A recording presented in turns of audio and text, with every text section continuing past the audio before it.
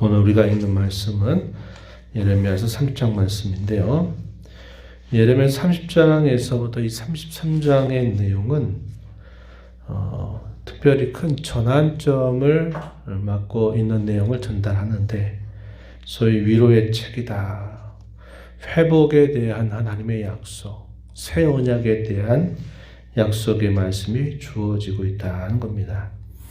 우리가 계속적으로 앞에 살펴봤던 그 내용들은 유다 말기의 왕조 가운데서 종교 지도자들의 죄악, 당시 백성들의 여러 죄악, 그에 대한 하나님의 징계와 심판, 그런 쪽에 계속 예언을 해왔던 것을 우리가 살펴보았습니다.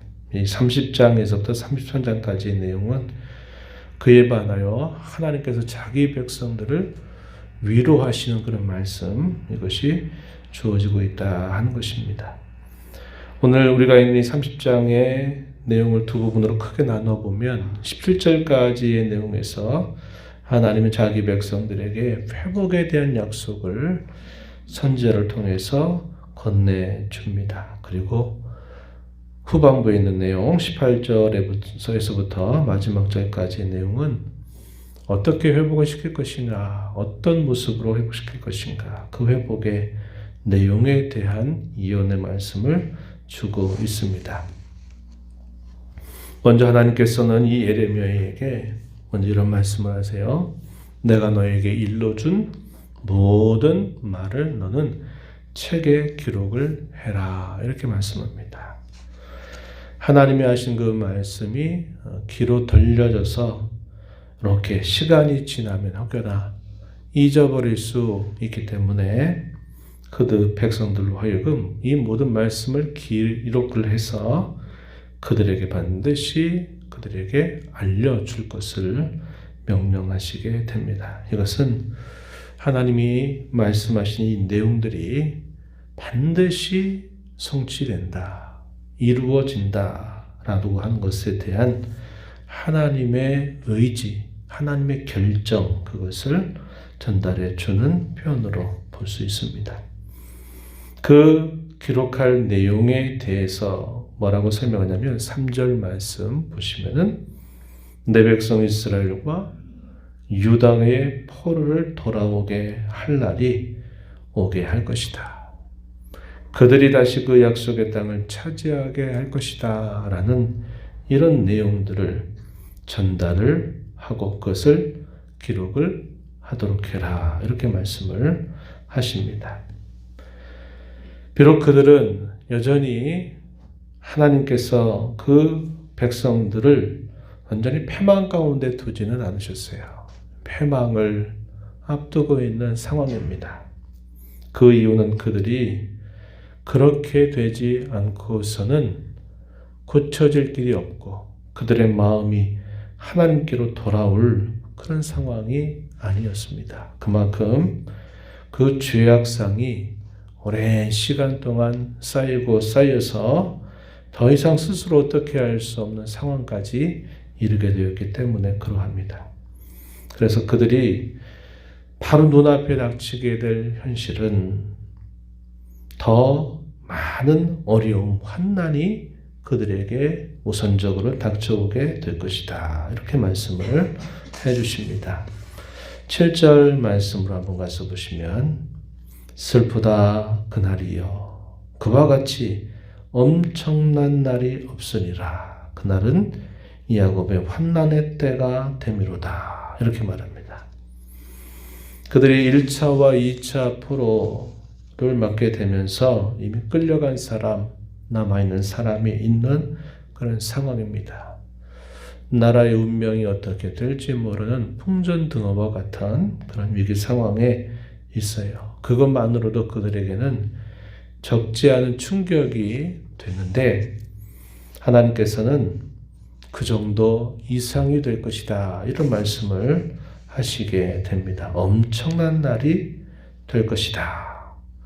그날은 야곱의 환난의 때가 된다, 이렇게 말씀을 하고 계십니다. 그렇게 말씀을 하시는 이유에 관해서는 12절 이하에 보니까 이렇게 말씀하시죠. 여호와께서 이와 같이 말씀하시니라. 내 상처는 고칠 수 없고 내 부상은 중하도다. 내 송사를 처리할 재판관이 없고 내 상처에는 약도 없고 처방도 없다.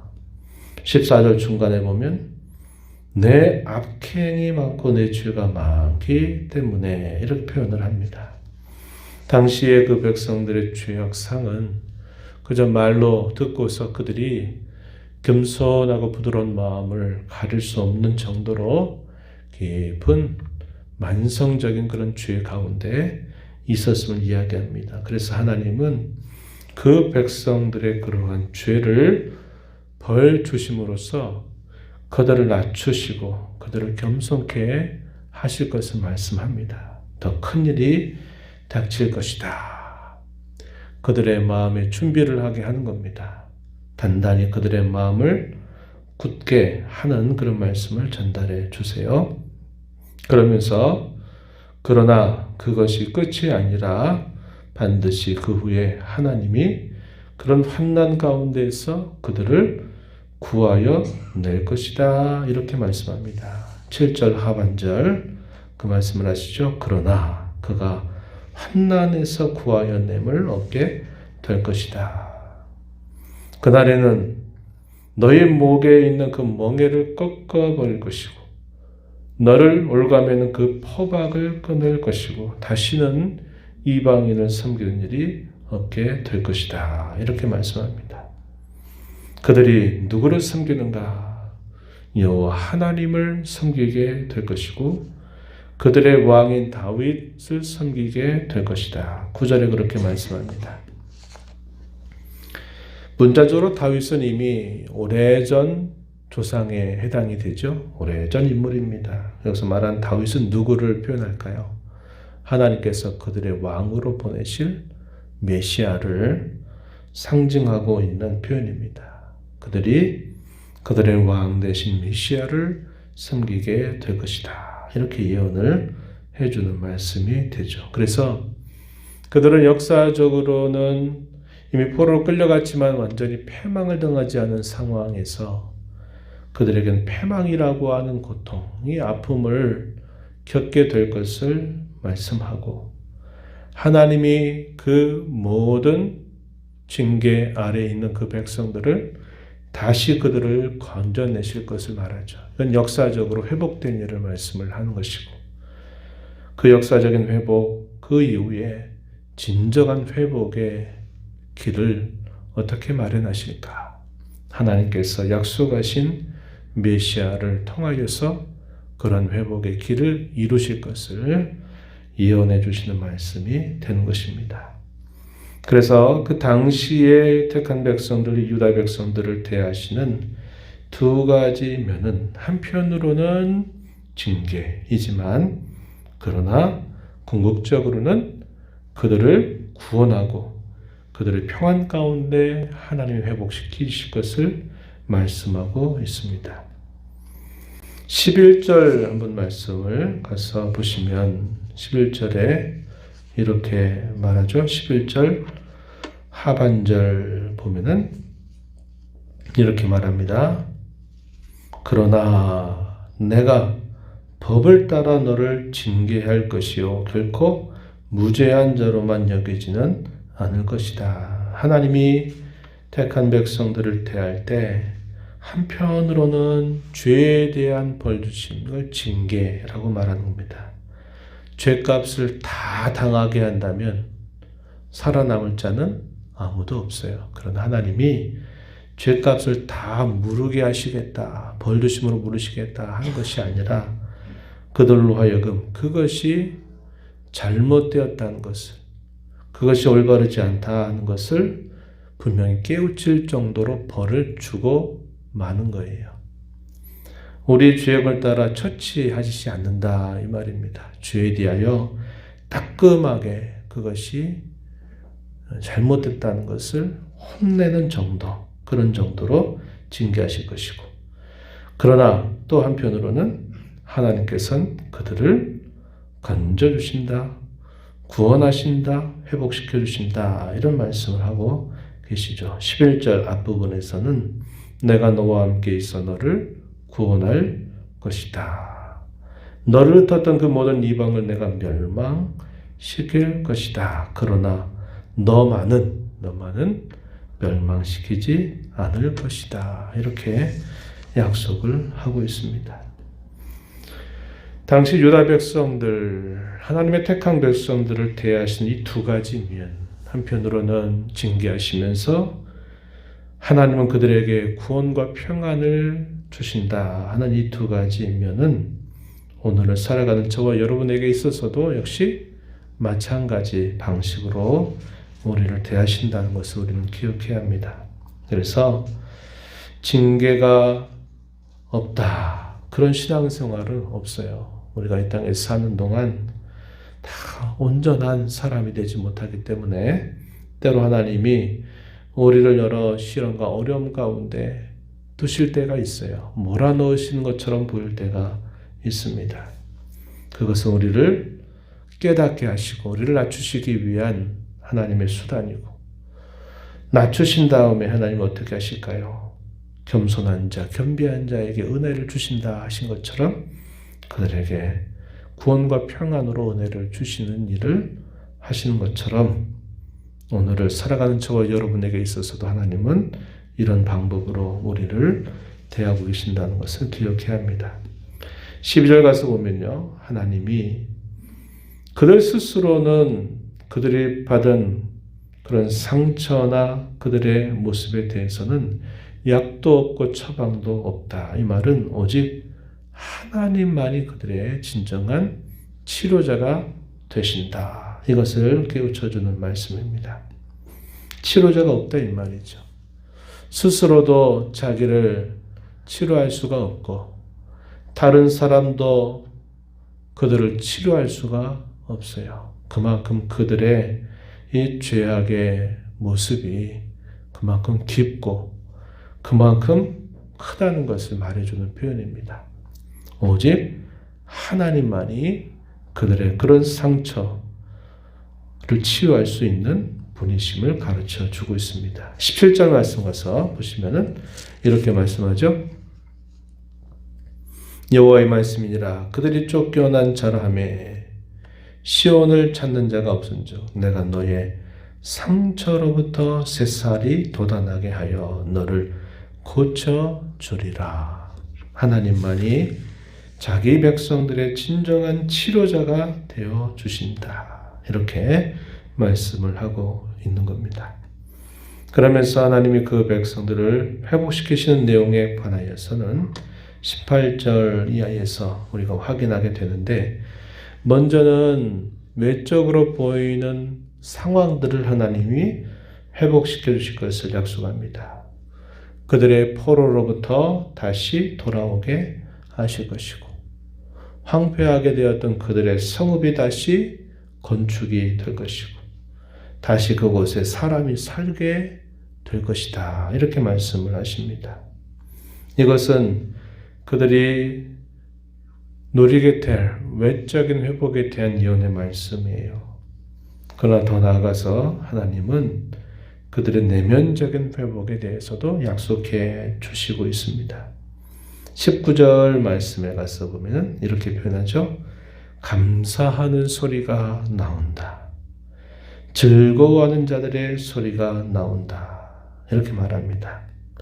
이 감사와 즐거움은 상황이 바뀌는 것으로만 회복될 수는 없는 일이에요. 그들의 마음 속에 하나님이 우리에게 이렇게 은혜를 주셨구나. 우리를 이렇게 하나님이 사랑하시는구나 하는 것을 그들이 깨닫게 될 때 거기로부터 감사가 나오고 거기로부터 즐거움이 나오게 되는 것입니다. 그래서 내면적인 이런 회복에 관하여서도 예언을 하시고 그런 의미에서 진정으로 그들에게 번영을 누리게 하실 것을 말씀하십니다. 하나님께서는 자기 백성들을 존귀하게 하시겠다. 그들은 비천하지 않게 될 것이다. 이렇게 약속을 하시면서 하나님이 그들의 내면적인 회복 혹은 영적인 축복을 예언하고 계십니다. 그것뿐만 아니라 그 회복은 그들이 관계적으로 다시 회복이 될 것을 말씀하고 있어요. 하나님께서 세우실 왕이 그들 가운데서 나올 것이고 그 통치자도 그들 가운데서 나오게 될 것이고 하나님은 그를 가까이 오게 하시며 그가 또한 하나님을 가까이 향하여 나오게 될 것이다. 이렇게 말하면서 이런 관계의 회복을 하나님이 약속해 주고 있습니다. 그래서 장차 어떻게 될 것인가? 22절 말씀 마지막 부분에 좀 보시면 이렇게 말씀하죠. 22절에 너희는 내 백성이 되겠고 나는 너희들의 하나님이 되리라. 이렇게 말합니다. 이것은 하나님이 자기 백성들과 그 오랜 시간 동안 늘 세우셨던 언약, 시대마다 갱신했던 그 언약의 가장 핵심적인 내용입니다. 그것이 그들은 하나님의 백성이 되고 하나님은 그들의 하나님이 된다. 말로만이 아니라 그것이 실질적으로 관계적으로 이루어지게 될 것을 하나님이 약속하고 있다 하는 것입니다. 그러한 일들을 그들이 경험하게 될 때 그 약속이 참되었다는 것을 깨닫게 해주실 것이다. 이렇게 말씀을 하십니다. 오늘 우리가 이 말씀을 보면서 우리 하나님은 때로 우리를 징계하셔서 우리를 낮추어 겸손케 하시고서 우리를 고치고 치료하시고 구원하시고 평안으로 인도하시는 하나님이신 줄 우리가 배웁니다. 우리가 특별히 환난과 시련과 역경 가운데 있을 때는 그 하나님의 약속을 붙들고 하나님을 간절하게 찾는 자세를 갖는 자세를 가져야 되겠고 그저 쉽고 빨리 잘 되는 길 거기에는 온전한 회복이 되지 않습니다. 하나님께서 약속하신 올바른 길을 따라서 참된 회복을 우리가 경험하고 나아가는 삶이 되어야겠습니다.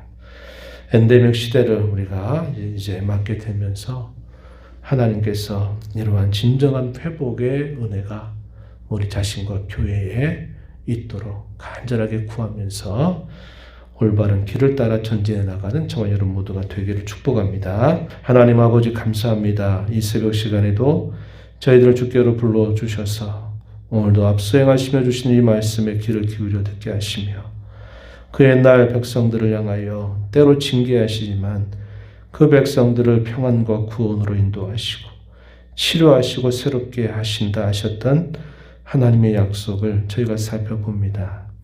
오늘을 살아가는 저희들에게 코로나 시대를 지나서 이제 엔데믹 시대로 접어들며 이 땅에 살아가는 저희들과 교회가 진정한 회복의 길로 나가게 되기를 간절하게 바라옵나이다.